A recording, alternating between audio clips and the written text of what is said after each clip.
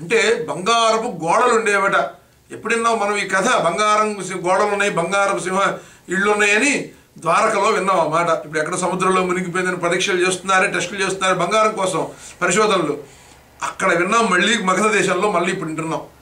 కుండినము అనే పట్టణంలో బంగారపు ప్రాకారాలు, అంటే అంత రిచ్ విలేజ్ అని చెప్పాలా, అంత గొప్ప ఊరు అన్నమాట. అది చాలా గొప్ప ఊరు.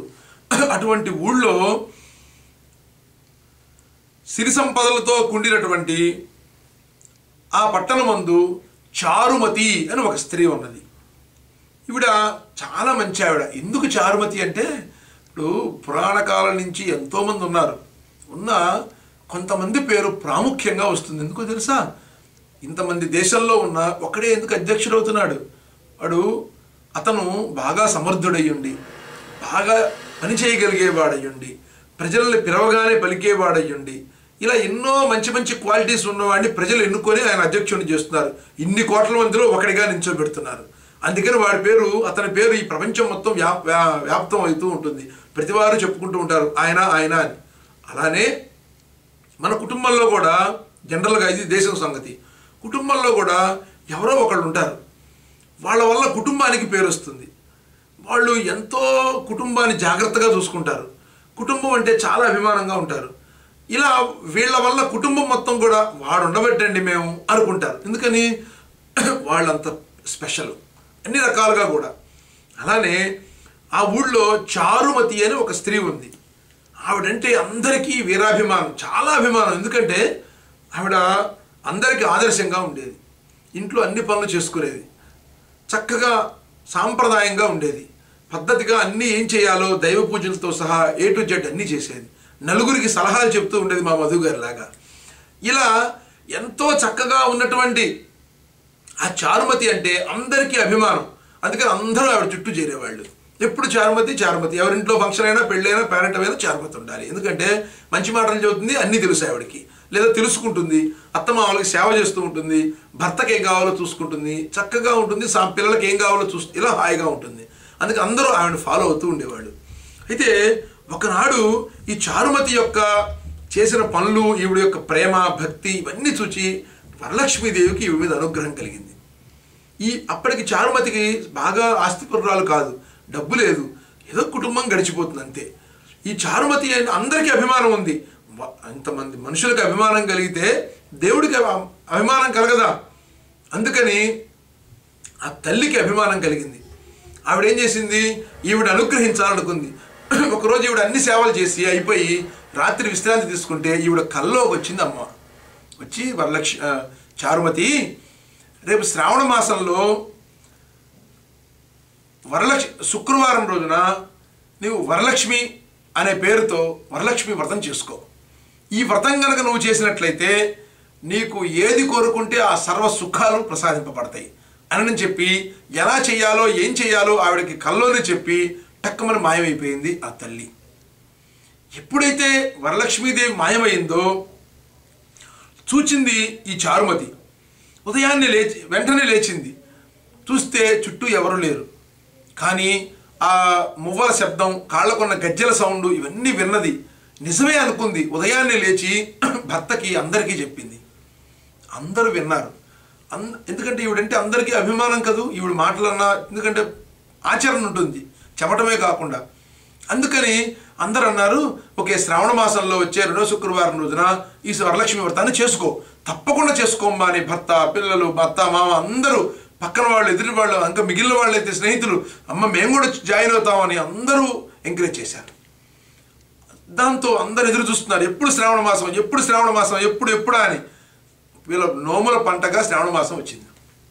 ఎందుకంటే సహజంగా ఎదురు చూస్తే తొందరగా రావు, ఏదైనా అంతే. జనరల్గా కూడా ఎదురు చూసిన రోజున పనులన్నీ లేట్ అయితే తొందరగా అవ్వాలనుకున్న రోజున. అందుకని ఎదురు చూచారు మొత్తానికి ఆ తల్లి అనుగ్రహం వల్ల వచ్చింది. శ్రావణ మాసం 2వ శుక్రవారం చక్కగా కూర్చున్నారు. బంధువులు, స్నేహితులు, ఆత్మీయులు, వరలక్ష్మి వ్రతంట ఎవరు తెలియదు, ఫస్ట్ టైం అది. దాంతో ఊళ్ళో ఉన్న ఆడవాళ్ళందరూ, ముత్తైదులందరూ వచ్చారు. ముఖ్యమైన వాళ్ళంతా చక్కగా వచ్చి కూర్చున్నారు, వరలక్ష్మి వ్రతాన్ని చేస్తున్నారు. దీనికంటే ముందుగా ఇల్లంతా రంగవల్లులు తీర్చారు.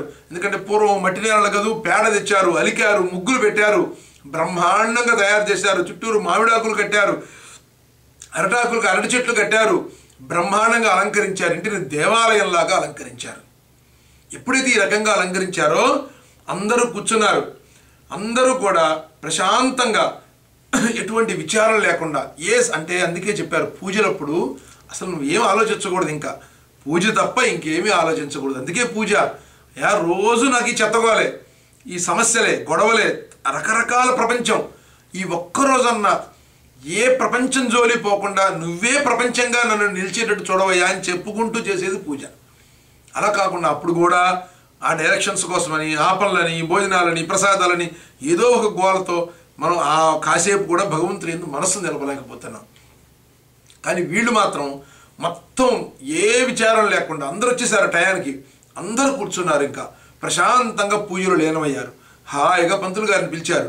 ఆయనకి చెప్పారు, అయ్యా ఇది ఇలా చేయాలి అన్నారు. వాళ్ళకి మంత్రాలు వచ్చిన వాళ్ళు కాబట్టి ఓహో వరలక్ష్మీ పూజ అంచ కరిష్యే అని వరలక్ష్మీదేవితో అర్చన చేయటం మొదలుపెట్టారు. ఇలా చేస్తూ ఉన్నారు. వీళ్ళ భక్తి శ్రద్ధకి మెచ్చి ఆఖరణ కథలో చెప్తారు, పరమేశ్వరుడే పూజారిగా వచ్చారని చెప్తారు. అందుకు ఆయన పూజ చేయించాట. అందుకు వీళ్ళకి సర్వ సౌభాగ్యాలు కలిగినాయట. వీళ్ళ భక్తికి మెచ్చి, భక్తి ఉన్న చోట భగవంతుడు బంటులాగా పనిచేస్తాడని చెప్పారు. బంటు అంటే పనివాళ్ళలాగా పనిచేస్తాడట దేవుడు. వచ్చి ఆఫీసులో టీదా అంటే ప్యూన్ పోయి టీ తెస్తాడు కదా, మనకి ఇండియా లెక్కల వరకు అనుకుందాం. నాన్న అవి తేమ్మా, ఫైల్స్ తేమ్మా అనగానే ఫైల్స్ ఇస్తాడు. అలానే గుడికి వచ్చి స్వామి నాకు ఈ కష్టం ఉంది తీర్చు అనగానే వెంటనే బయలుదేరతాడు. అక్కడికి వెళ్ళి ఆ కష్టాన్ని తుంచేసి నీ కష్టం తీరింది పో అంటాడు. ఇది బట్టు పని కాక ఏం చెప్పండి? మనకంటే పెద్దవాడికి, మనకంటే యజమానికి నువ్వు పని చెప్పగలవా? చెప్పలేం మనం ఇప్పుడు మన తండ్రి పక్కన ఉన్నారు, నువ్వున్నావు, నీ కొడుకున్నాడు, పని నువ్వు చేస్తావా? నీ కొడుకు చెబుతావా? మీ నాన్నకి చెబుతావా? నువ్వు చేస్తావు. చేయలేకపోతే నీ కొడుకు చెబుతావు. అంతేగాని నాన్న ఈ పని చేసిరాపో అని చెప్పకూడదు, చెప్పం కూడా. ఎందుకని పెద్దలని మనం గౌరవించాలి, వాళ్ళకి మనం చేయాలి. కానీ ఇక్కడ చూడండి, మనం గుడికి వచ్చి దేవుడికి ఆర్డర్ ఇస్తాం. తండ్రి అష్టోత్తర పూజ, సహస్ర పూజ, అభిషేక పూజ, ఇంకేముంటే అవి, పెద్ద కళ్యాణం, చిన్న కళ్యాణం, ఏవి పడితే అవి చేస్తాం. ఎందుకని నాకు కోరికలను బట్టి చేసే పని కూడా. చిన్న కోరిక అయితే అష్టోత్తరం, పెద్ద కోరిక అయితే అభిషేకం. ఇలా చెప్పి మమ ఆయుష్యాభివృద్ధ్యర్థం యముడు వస్తాడేమో నువ్వు జాగ్రత్తగా చూసుకో.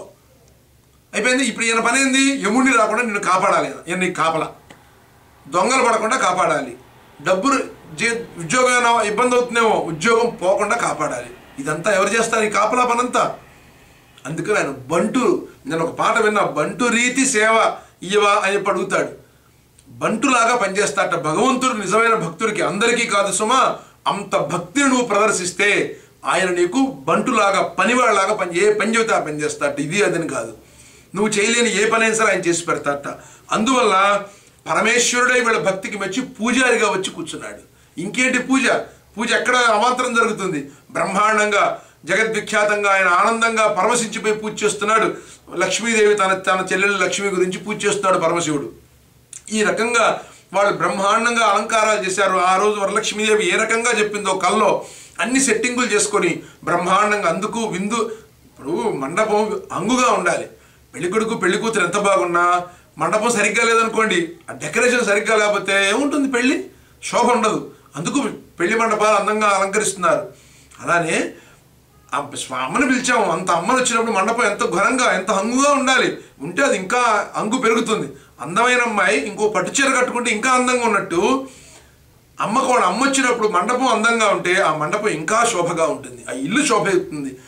అందుకు మండపం అందంగా ఉండాలి, బాగా అలంకారం చేసి డెకరేషన్ చేస్తారు. మనం పూజలు అంటే పూజ ఎందుకంటే డెకరేషన్ అంటారు కొంతమంది, కానీ డెకరేషన్ చేస్తే ఇంకా హంగుగా ఉంటుంది. బ్రహ్మాండంగా పూజ చేస్తున్నారు. అంతా అయిపోతున్నది. అక్షతలు ఇచ్చాడు ఆ పరమశివుడు రూపంలో ఉన్నటువంటి పూజారి రూపంలో ఉన్న పరమశివుడు. పూజారి గారు అక్షతలు ఇచ్చారు. పంతులు గారు ఇవ్వగానే ఆ అక్షతలు చేతపట్టుకున్నారు.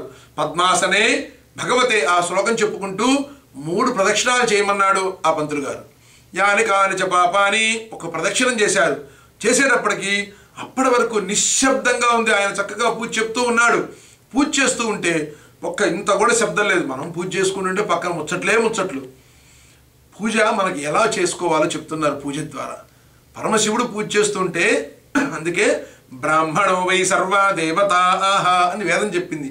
పూజారి అంటే పంతులు గారు అంటే ఏదో అషమాష అనుకోబాకు. ఆ సమయంలో ఆయన దేవుడు, ఏమో దేవుడే ఒక్కొక్కసారి ఆయన రూపంలో రావచ్చు, అందుకని అశ్రద్ధ చేయబాకు, శ్రద్ధగా కూర్చో, దేవుడిని మిస్ అవుతావని చెప్తున్నాడు. అందుకని ఈయన చేస్తుంటే నిశ్శబ్దం, ఒక్క సౌండ్ లేదు. ఎందుకంటే ఎవరు అందరూ బీదవాళ్ళే, ఎవరికి ఆభరణాలు వీళ్ళకి లేవు, ఇక్కడ ఉన్న వాళ్ళకి ముఖ్యంగా. అందుకని ఎప్పుడైతే వీళ్ళు ఒక ప్రదక్షిణం చేశారో గలగలా సౌండ్ అయింది. ఏంటి సౌండ్ అయింది ఒక్కసారి చూసుకున్నప్పటికి చేతులకి బంగారపు కడియాలు, బంగారపు గాజులు, గజ్జల గాజులు, కాళ్ళకి అవేమంటారు, కాళ్ళకి ఆభరణాలు, గజ్జలు బ్రహ్మాండంగా మోగుతూ ఉన్నాయి. చేతులకి ఇంతవరకు గాజులట. మరి ఆ రోజుల్లో రేట్లు తక్కువ ఉండేవాళ్ళండి, బహుశా పాపం పరమశివుడు కూడా అందుకే ఇవ్వగలిగాడు. ఇంతవరకు గాజులు, ఇటు చూచిన ఆభరణాలే, బ్రహ్మాండంగా ఉంది. ఇంకొక ప్రదక్షిణం చేశారు, ఇటు చూచిన డబ్బు రాసులు, ఇళ్ళు బంగారపు గోడలు, అద్భుతంగా తయారైపోయింది. ఇంకొక ప్రదక్షిణం చేసేటప్పటికీ నరే కాళ్ళకి చెప్పులు లేని వాళ్ళు కూడా ఎవరు వాళ్ళు ఆభరణాలు, వాహనాలు వేసుకొని వచ్చారట. మనం కనుక రకరకాల కార్లు, హొండాయి కారు లేదా ఇంకా రకరకాల కార్లు, బెంచ్ కార్లు లాగా ఆ రోజుల్లో కూడా అంతే. వాళ్ళు మనకు కనుక శక్తి ఉన్న వాళ్ళు ఒక కారు, శక్తి లేని వాళ్ళు ఒక కారు నడిపినట్టు ఆ కాలంలో కూడా గుర్రాల మీద వచ్చేవాళ్ళు కొంతమంది, అలానే రథాల మీద వచ్చేవాళ్ళు కొంతమంది, ఏనుగుల మీద వచ్చేవాళ్ళు కొంతమంది, వాళ్ళ వాహనాలు అవన్నీ వెహికల్స్. అలా అందరూ తలా ఒక వాహనం వేసుకొని వచ్చి బయటకు వచ్చి కూర్చున్నారు పార్కింగ్ లాట్లో. అందరూ కూడా వాళ్ళ ఆవిడ కోసం అందరూ లోపలికి వచ్చారు పిలిస్తే. తీర్థం ప్రసాదం తీసుకున్నారు, ఆశ్చర్యపోయారు. ఏమి మా అదృష్టం, ఈ తల్లికి ఊరికే కొద్దిగా పూజ చేసి 3 ప్రదక్షిణాలు చేస్తే ఇంత ఐశ్వర్యాన్ని ఇస్తుంది అమ్మ, ఇంత గొప్ప తల్లి అని 1000 నోళ్ళ పొగిడారు తల్లిని. ఆ తల్లిని కాదు, ఈ అదృష్టం అంతా ఈ తల్లి వల్ల, అంటే చారుమతి వల్ల కదా మాకు పుట్టింది. ఈ తల్లి, ఆ తల్లికి ఆ తల్లి చెప్పకపోతే అసలు మాకెక్కడ అదృష్టం అని చారుమతిని పొగుడుతున్నారు, అటు వరలక్ష్మీదేవిని పొగుడుతున్నారు. అనేక విధములుగా ప్రార్థనలు, నమస్కారాలు చెప్పుకున్నారు, థ్యాంక్స్ చెప్పుకున్నారు. తిరుగు ప్రయాణం అయ్యారు అందరూ కూడా. ఎవరి వాహనాలకి వాళ్ళు ఇలా ఇళ్ళకి వెళ్ళిపోయారు. ఇలా ఈ చారుమతి స్త్రీలందరూ ప్రతి సంవత్సరం శ్రావణ మాసంలో శుక్రవారం రోజున అందరూ కూర్చొని చక్కగా వరలక్ష్మీ వ్రతాన్ని ఆచరిస్తున్నారు. అందుకు వరలక్ష్మీ వ్రతం 4 కలిసి చేసుకుంటే ఇంకా మంచిది, విశేషం. అందువల్ల గుళ్ళల్లో సామూహికంగా పెడతారు. అటువంటి వాడికి హాజరైతే ఇంకా చాలా మంచిది. కొంతమందికి ఆచారం లేదంటుంటారు, లేని వాళ్ళు పర్వాలేదు, చేయకపోయినా పర్వాలేదు. అందుకని ఆచారం ప్రథమో ధర్మ కాబట్టి ఆచారం లేనప్పుడు మనం చేయకూడదు. మన అత్తగారింట్లో వాళ్ళు ఎందుకో ఒక్కొక్కసారి ఎందుకు ఉండదంటే ఇది ఆచారం అనేది, ఆచారం అంటే ఎప్పుడో ఒకరోజు చేస్తే ఇంట్లో ఏదో జరుగుతుంది. జరిగినప్పుడు 1-2 సార్లు, ఇప్పుడు మా ఉదాహరణకి మా ఇంట్లో తీసుకోండి, మా ఇళ్ళలో సీమంతం ఉండదు. ఎందుకని ఎప్పుడో సీమంతం చేస్తే మా తాతగారికి మా బామ్మగారి ట్రైన్లో ఒకసారి సీమంతం చేస్తే కడుపు పోయింది, 2వ సారి చేస్తే కడుపు పోయింది, 3వ సారి చేస్తే పోయింది. అందుకని అబ్బాయి సీమంతం అంటే కడుపు పోతాం, 4వ సారి చేయొద్దు అనుకున్నారు, కడుపు ఉంది. అందుకని సీమంతం చేస్తే మా ఇళ్ళలో కడుపు పోతుంది కాబట్టి మేము సీమంతం లేదు, మేము చెయ్యమన్నారు. అక్కడి నుంచి ఇప్పటి వరకు సీమంతం లేదు. సీమంతం చేయదని శాస్త్రం చెప్పిందా? శాస్త్రం చెప్పింది సీమంతం చేయమని, కానీ ఆచారం ఇది, నమ్మకం. ఈ నమ్మకాన్ని బట్టి ఆచారం మా తాతగారు చేశారు, మా నాన్నగారు చేశారు, ఇప్పుడు నేను చేస్తున్నా, ఇది ఆచారం, దీన్ని నేను పాటించి తీరవలసిందే. అలా ఉన్నప్పుడు మనం చేయకూడదు, ఏదో అవాంతరం జరుగుంటుంది. అందుకని వాళ్ళు డిసైడ్ అయ్యారు. 1-2-3 సార్లు జరిగినప్పుడు సరే ఎందుకులే, మనకేదో సూట్ అవ్వలేదన్న మానసికమైన భావనకి మనం ఆ కుటుంబం మొత్తం బెండ్ అవ్వాల్సిందే, దాన్ని మనం ఏం చేయలేం. కానీ మిగిలిన వాళ్ళంతా చక్కగా కూర్చొని, ఒకవేళ చేయకపోయినా కూర్చొని చూడొచ్చు, ఏం తప్పులేదు, చూడటానికి ఏం తప్పులేదు. అక్షలు వేసి దండం పెట్టుకుంటే శుభం కలుగుతుంది. అటువంటి వరలక్ష్మీ వ్రతాన్ని అందరూ ఆచరిస్తున్నారు ఎప్పుడు కూడా. ఇలా పరమేశ్వరుడు చెప్తున్నాడు, చూడు పార్వతి, ఈ వ్రతాన్ని చేసినంత మాత్రం చేతనే చారుమతికి ఎంత అదృష్టం పట్టిందో చూచావా? చారుమతికే కాదు, ఏ స్త్రీకైనా సర్వశుభాలు సుఖాలు పొందాలంటే తేలిగ్గా పొందడానికి ఒకే ఒక మార్గం వరలక్ష్మి వ్రతం. అది కూడా శ్రావణ మాసంలో శుక్రవారం, 2వ శుక్రవారం ప్రాముఖ్యం అని చెప్పారు. అలా కాకపోతే ఏ శుక్రవారం అయినా చేసుకోవచ్చు.